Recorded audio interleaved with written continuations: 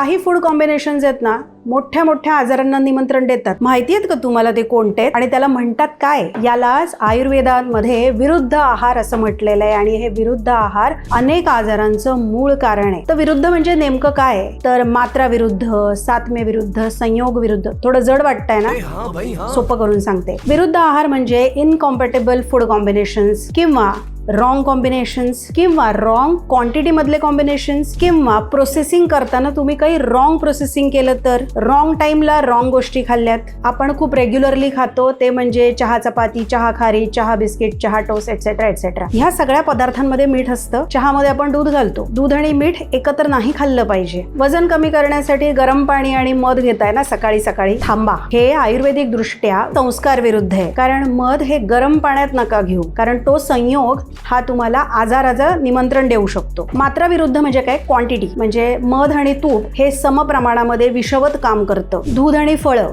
आपण मिल्कशेक घेतो, स्मूदीज घेतो, तर त्याच्यामध्ये दूध आणि फळं एकत्र जातं. दूध आणि फळं हे कॉम्बिनेशन पचायला जड होतं, त्यामुळे अग्निमांद्य निर्माण होतं आणि आमजन्य अनेक आजार निर्माण होतात. चिकन किंवा मटन बिर्याणी करताना तुपाचा सढळ हाताने वापर केला जातो आणि चिकन आणि मटन हे दह्याने मॅरिनेट केलं जातं. तर दही आणि तूप हा सुद्धा चुकीचा संयोग आहे.